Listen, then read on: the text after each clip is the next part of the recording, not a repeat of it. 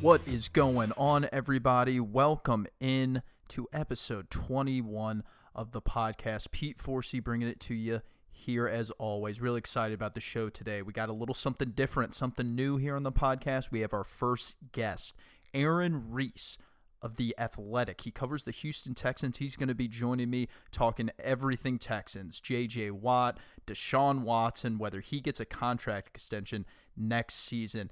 Obviously, DeAndre Hopkins, what he's going to look like in the offense, and overall, what this new GM search and how it kind of got to this place. Aaron Reiss, nobody I trust more when I want to talk about the Texans. He'll be joining us here later on in the show. Additionally, the return of Albert Pujols to St. Louis, his first game back since he departed in 2011. And then also a deeper dive in the NFL. We talk a little bit about the Kansas City Chiefs. A tweet earlier this week that got my attention. I wonder if the Chiefs, if they are on a little bit too higher of a plane that people seem to be suggesting for them here in the 2019 season. We get into all of that, episode 21 of the podcast. Thanks for joining. The return of Prince Albert Pujols. The king is probably more applicable for a guy of this stature in St. Louis, Missouri. The king returns to his castle. Albert Pujols will be playing his first game in a road uniform since 2011 when he departed the St. Louis Cardinals for the Los Angeles Angels of Anaheim out in Orange County. It is going to be one of the better scenes in baseball, I think, in quite some time. I've thought about this just as much as everybody else over the past few years. When's it going to happen? Why hasn't it happened already? To me, it makes, I'm not like everybody else who seems to think there's some big conspiracy theory. It's not like there's been, frequent opportunities for the Angels to play the Cardinals. It's just kind of lined up this way. And frankly, the suspense just builds, so I'm kind of okay with it. It's not like I wanted this sooner. It just kind of adds to it. And it's why I'm pretty hyped here on June 21st to watch the King return. Okay, now I'm staring out at some ominous clouds right now. So maybe this game gets washed away and then Albert has to play tomorrow evening, because more than likely they would make up tonight's game. If it were to get postponed, they'd make it up tomorrow as a split doubleheader. And then he's only likely to play in 2 ball games here in St. Louis, which is fine. I think, everybody's wants a chance to see him. But his aging body cannot handle a 3-game set at this point in time. They just don't do it with him anymore. But, getting back to just how much this has been built up, I really think, and while the obvious circumstances are not the same, so I don't want anyone to think that that's what I'm suggesting, because I'm not. Okay, so let's just be clear about that out of the gate here. I really think the emotional level will rival probably one of my earliest baseball memories. It was a World Series, and the guest throwing out the first pitch of this World Series was someone that America needed to see. It was a point where there was turmoil. There was unknown. Everyone was shook up, and rightfully so. And there was a man who really galvanized everyone together by climbing atop the mound, taking a baseball, and throwing a strike right down Westheimer in front of a sold-out crowd in the Bronx. George W. Bush, with the thumbs up, post 9/11 terrorist attacks. The emotional level in there, wow. I still remember watching on television. Young boy, I said, wow, this is what sports can do. This is what sports means to people. And I think Albert Pujols simply returning, it's not the same circumstance, but the emotional degree that people are going to feel at Busch Stadium 3 this evening, maybe Saturday,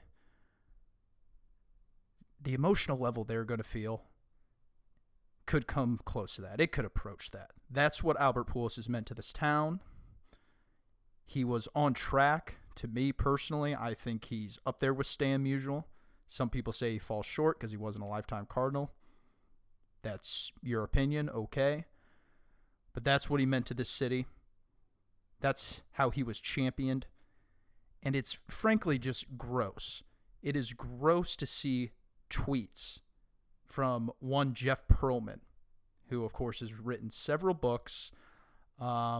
He threw out a tweet last year, a tweet that is just wrong on several accounts. And it's the only time I've ever seen anyone say something like this about Albert Pujols. He tweeted out on May 3rd, 2018, the following. I'm going to be honest. 20 years in this business, don't remember a pro athlete who regularly treated people with less base humanity and respect than Albert Pujols. Image never matched day-to-day reality. You know, I'm certainly no Jeff Pearlman here. I'm not a journalist. It's not like I've covered all the teams and sports that he has. He's written books on the 86 Mets, Showtime Lakers, Brett Favre, and even Roger Clemens. So, you know, I certainly don't have the sources that this guy has, but this just is a totally dissimilar recollection of what I've heard about Albert Pujols. Albert Pujols has been nothing but kind and generous to this city, treated everyone with the same level of respect. You know, it's just one account, and that's all I'm taking it for. I find it hard to believe because Pearlman, while he did cover baseball for 7 years at Sports Illustrated, it's not like he was ever regularly in St. Louis covering this team and interviewing Albert Pujols. So I tend to take credence a little bit more with the regional people, the people that are there every single day. Now, of course, I'm one to always admit that, you know, when media coverage, it can be, you know, baseball's a little bit different than other sports. It's daily, so therefore it's more just inherently personable. So maybe there are some things that get underreported. One thing that I think with Albert that always was is that he's next level intense, just super intense. And I think that, you know, maybe just with the daily reporting of baseball, people can kind of just, you know, take it a little bit less than what it is. They think, oh, yeah, he's intense, like I get it. No, like Albert Pujols is next level straight grinder. You know, it's why him and TLR, Tony La Russa, got along so well, is that they were just, that working relationship was so in cue with one another that they really had the clubhouse together. And you know, the success of the Cardinals in the early 2000s, it was a big part of that. So I don't take too much from Pearlman's tweet. Obviously, a year ago, I actually missed it, but it refreshed on my timeline this year, just today. So I wanted to include that. Albert Pujols, we are happy to have you back. You gave us great baseball for so many years, and tonight's going to be something special. So earlier this week, there was a interesting tweet that caught my attention and really got me thinking about this upcoming NFL season. It was from Arrowhead Pride, who has a lot of great writers and editors over there, people that just put up fantastic content. It's part of the SB Nation branch, I believe, and they're just one of the better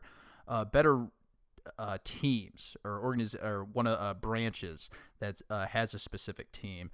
Theirs are the Chiefs, and they do a fantastic job, better than most, I would say, over there. But they did have one tweet that really got me thinking, and I think really is something important to remember when talking about teams coming off hot seasons, whether they be the ones that are the last man standing as the champions or teams that really have another run in them the next coming season. And the question that was posed to the audience was, if the Chiefs didn't have blank, the team could be in danger of missing the playoffs in 2019. And, you know, it suggests that they're probably looking for a player. And it got me thinking because, in my opinion, just based on the facts of the playoffs in the NFL, it really doesn't take a person to derail a season. Oftentimes, it's just a matter of good fortune and timing. Situations such as who you play and when. When are you healthy? When are you peaking? When are you getting the fortuitous bounces in a football game? When are officials not missing calls? When are calls going your way in your favor? Those are all things that are just, you know, oftentimes completely out of one's control and benefit you in qualifying for a playoff berth. Now, the Kansas City Chiefs, if you were to ask me right here and now if I think they're going to make the playoffs, I would say yes. But on any given year in the NFL, you can make the argument outside of 4 teams typically that every single team can make the playoffs. There's only 16 games. There are 16 games. This isn't baseball where over 162 games, 6 months, the cream rises to the top. I mean, that's just how it works. In football, I mean, we're talking about not missing guys here. All it takes is the official to blow a call against one of your divisional opponents, and that's it. You lose out on the head-to-head. You got to have the same record when it's all said and done. Pretty much every team is in immediate danger of missing the playoffs from week 1. That's just how it works.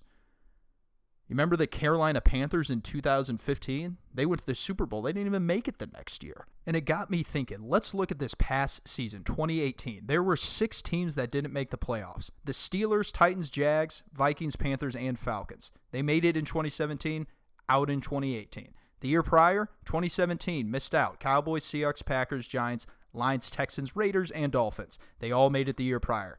The year before that, there were 6 teams. Cardinals, Panthers, Vikings, Redskins, Bengals, and Broncos. Half the teams missed the playoffs. There's turnover every season. The Chiefs very well could be that team. Present moment, everybody's in danger. That's just the nature of the league. Turnover, it's aplenty. It's right there. It could be the Chiefs, could be the Chargers. Hell, it could even be the Patriots. Obviously, we give them the benefit of the doubt because they're the exception to everything. But I just, Patrick Mahomes, great player. I think he's going to have a better season next year than he did in 2018. However, his stats are going to be lesser.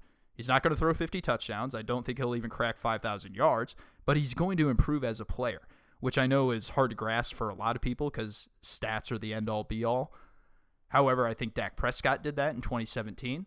From 2016, he had lesser stats, obviously, but I think he played better as far as managing the circumstances around him, playing hurt, cleaned up his footwork a little bit, and played within an offense that really doesn't suit his physical capabilities. I think Dak Prescott is an example of Patrick Mahomes. Stats will be less, fewer TDs, maybe some more interceptions, but we're only going to see growth as a player. However, don't equate it to the Chiefs making the playoffs next season. Okay, joining me now, Aaron Reiss of The Athletic. He covers the Houston Texans, does a great job. We are now in the midst of kind of the dead period in the NFL, and there's nobody I trust more than the beat reporters. Aaron, thank you so much for joining us here today. Yeah, no problem. It's supposed to be a dead period, but it picked up a little bit for a moment there with the Texans. Yeah, absolutely. There's a lot of hot button stuff that I'm going to get to here in a minute, and that's a big reason why I wanted to have you on here today. But let's start slow here. Aaron, last week we had mandatory minicamp. Jadeveon Clowney, he was a no-show, which was kind of suspected. Overall, what was the biggest thing that stood out to you or your biggest takeaway from minicamp? Honestly, this sounds kind of minute, but it's hard to take much away when there's no contact and stuff with these practices. So I think what I was most struck by, even though you don't get to learn a ton about the offensive linemen, is just how often they were rotating those rookie draft picks, Max Sharp being the second round pick and Titus Howard the first round pick, both inside and outside. Bill O'Brien's big on saying that he wants the linemen to be versatile.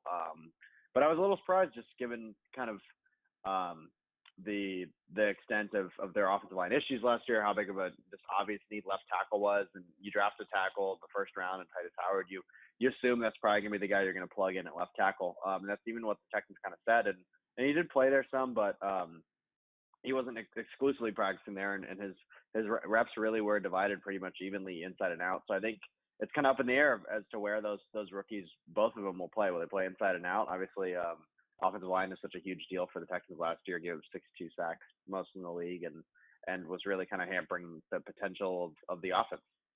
Obviously, you're coming off. The Texans are coming off 0-3 start, went 9-0 thereafter, 11-5 overall. Another playoff loss. What was kind of the overall, I guess, sense of the mini camp? Okay, again, like you kind of already mentioned, shorts and t-shirts. I get it. But what's the sense overall with the Texans going forward? I think two things. I think before they fired their general manager in June or July or whatever, June, I guess. Before they did that, I think it was kind of this view that maybe they didn't necessarily get better anywhere. In terms of people they added to their team at positions. They replaced Tyrann Mathieu with Sean Gibson for basically half the price. They got a Bradley Roby on a 1-year deal at corner, who he was first round pick, but for Denver a while ago, but he kind of proved to be inconsistent for the Broncos. And the offensive linemen they picked are both from small programs, and maybe they have promise, but who knows if they'll contribute right away. So at least for me, when they entered the offseason program, that was kind of my thing was, what is this team really going to look like? And did they really get better anywhere coming off this 11-5 season? And even though we did go 11-5, I mean, now the schedule is going to be much harder this coming year, and I'm not sure whether they really got better anywhere. So that was kind of, at least for me, the attitude I took as taking in those practices and whatnot. But I think the bigger takeaway, now after they fired their GM and seem it based on what I've heard, they don't intend to really pursue another GM now after losing out on Nick Caserio from the Patriots. Now the attitude is kind of, in my opinion, just so what the hell is this going to look like? Bill O'Brien has a rep for kind of spreading himself too thin, and he hired an offensive coordinator this year, but it doesn't seem that offensive coordinator is going to actually call plays. And now Bill O'Brien's also going to be basically kind of quasi GM, and it's kind of so just there's a lot of questions about how they're going to distribute work within the franchise and how that's going to function and whether it can function. Yeah, glad you touched on that. Let's get into Nick Caserio. Of course, the Texans announced, I believe it was last Friday, they said, "Hey, we're not pursuing him." The Patriots dropped their tampering charges that they were going to pursue after the Texans realized that there were some terms in Nick Caserio's contract. So it's pretty clear he was he was plan A. You just mentioned it doesn't sound like there's a plan B. What went on with Brian Gainey there and Bill O'Brien? Was it a situation of Caserio just becoming available, or was there a breaking point? Uh, you know, Everyone I've talked to said there was no singular breaking point, and I don't think it is a pre-written kind of scrub statement, but I do think it's worth mentioning that in the statement announcing his firing, Cal McNair made sure to mention that Brian Gaine is a man of high character, and I don't think you do that if you're worried that some scandalous thing that caused the firing to come out is going to come out later. I think because why that's unnecessary, and you're just kind of hurting yourself. So I do really think that it wasn't some one thing that caused him to get fired. In terms of what it was then, I mean, you had to I think you had to look at the track record now of Bill O'Brien. I mean, he didn't get along with the first GM, Rick Smith, and obviously he won that power struggle. And that's whatever. That wasn't the GM he came in with, or that was the GM he came in with, GM he inherited. And those relationships don't work out sometimes, the first GM. But Brian Gaine was supposed to be, was Bill O'Brien's friend, and they talked openly about being friends and having, a like-minded vision and all that. So for him to be out in 18 months is pretty telling, I think. I think it's Brian admitted he's not maybe the easiest guy to work with for everyone. And in terms of, I think the working dynamic didn't work for them. That what they say is that Cal McNair, the acting chairman and CEO of the team, he did a thorough evaluation, and Brian Gaine just wasn't up to snuff. Whether you believe that it was totally Cal's decision or partially O'Brien's decision, I think ultimately it doesn't really matter much. I think really what matters here is just that the Texans have at once empowered their coach more than ever before, and really, given him exactly what he would seem to want. And but I don't think that necessarily qualifies as totally giving into him. I think it's giving him the ultimate chance. And if he doesn't prove it, then have a chairman and CEO in Cal McNair who, unlike his father, has proven willing to part ways with someone quickly. Aaron Reiss covering the Houston Texans. He is with The Athletic. He is joining us here. Aaron, let's get into Jadeveon Clowney. Obviously, that's a big discussion point here with the Texans. How do they view him exactly? Okay, obviously he's sitting on the franchise tag right now. I can't recall if it's designated as a outside linebacker or a defensive end. So anywhere from 15 to 17 million. Are they going to hand out a 20 to 22 million average annual value contract here soon, or how do they view Jadeveon Clowney, their former number 1 overall pick? Yeah, no, I don't think there's any chance that he signs a contract extension before the season, based on what I know. and the designation is as a linebacker, not as a defensive end. But in terms of that, I mean, I think the biggest thing is that Clowney is a very talented player. I don't think anyone would doubt that. I think that he is incredibly disruptive, but he's not necessarily an elite pass rusher, right? He's never had a 10-sack season, so I think that factors into kind of two different opinions between parties in terms of what his value is. Beyond that, I don't necessarily know if he's viewed as like a leader in the locker room, and that kind of not to say he's a bad guy or anything. I think he's not viewed as kind of a captain or a leader or any of that stuff. JJ Watt and is kind of that guy on the defense, and the Texans are cognizant of what sort of message does that send if you make a guy like Clowney, who is teammates respect but maybe don't view as kind of the ultimate alpha in the locker room or whatever as being the highest paid guy. What message does that send and all those things, and whether or not that's really worth considering that much when it comes to a decision like this, given how much cap space they have and that they can afford a contract for him. I mean, that's a separate discussion, but that's kind of I think where their head's at. So I would expect him to play on the contract or under the franchise tag this year. And maybe if Clowney comes around to whatever number the Texans are currently offering him, or have in mind for him, then sure, I'm sure he'll sign it or they'll agree to that. But I don't get a sense that their stance is going to be much different a year from now. I think they're also still, even though he's been healthy the past couple of years, I think they're still kind of wary of his early injury struggles, and that plays into this too. So he'll play under the franchise tag this year. Maybe he'll play under it again next year. Maybe they trade him next offseason. Or who knows? I mean, I would like that. I would totally expect him to play for Texans in 2019, but you never know if some crazy stuff happens and some contender loses a really premier defensive lineman and thinks they need to add something to still make the Super Bowl this coming season, then maybe they'll throw a lot at the Texans and the Texans will consider a trade. What about Deshaun Watson, former 2017 first-round pick? So he's due up for a contract extension here soon. Obviously, he's been spectacular. We see the wild plays. We see the big chunk yards that he gets, oftentimes with DeAndre Hopkins. Is there any reluctance at all to give him a contract extension next season? 2 ACL injuries. Any hesitance on the Texans' part, or is this their guy for the next 10 years or so?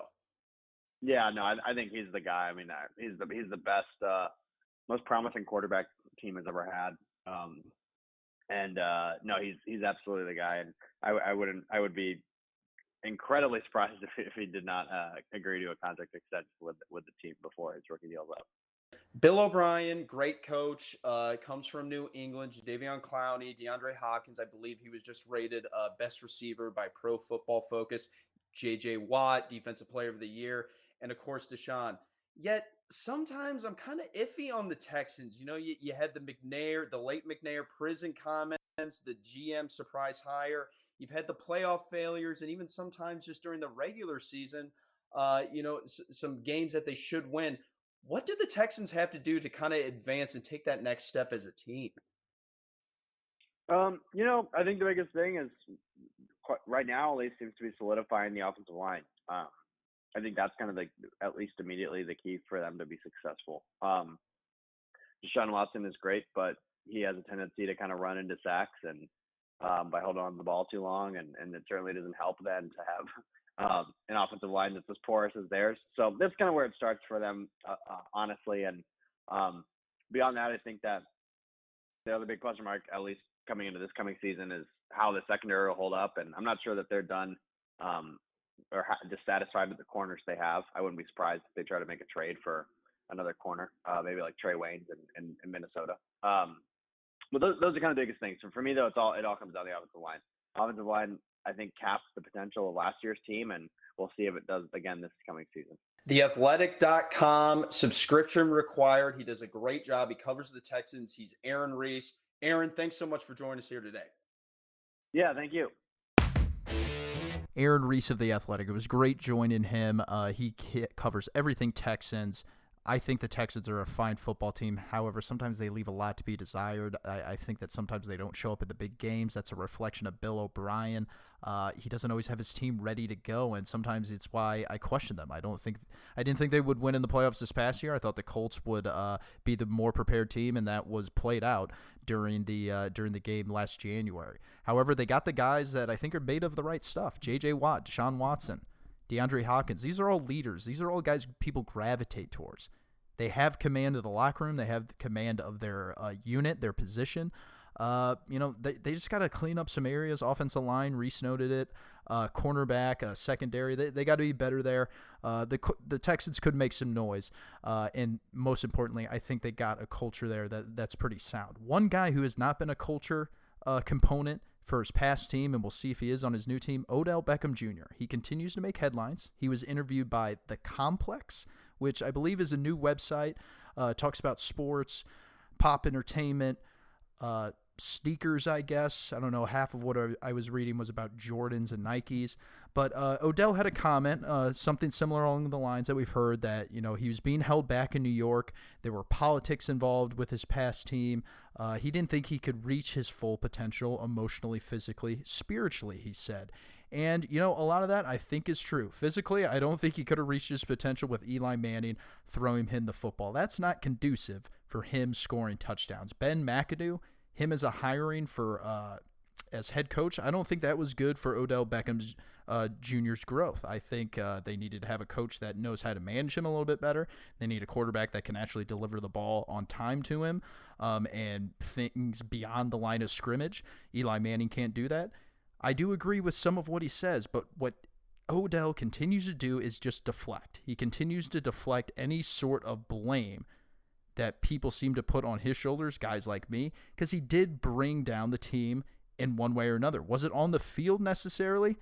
I would say Josh Norman, that little dust up there, the proposing to the net, the nonsense, the antics, that doesn't really bring the team together, okay? That didn't fire up the team. Even though that may have been his intentions, that's not how it landed. That's not how it was received. So I can't say on the field he did bring somewhat of a decimating quality to that. However, more of it was off the field.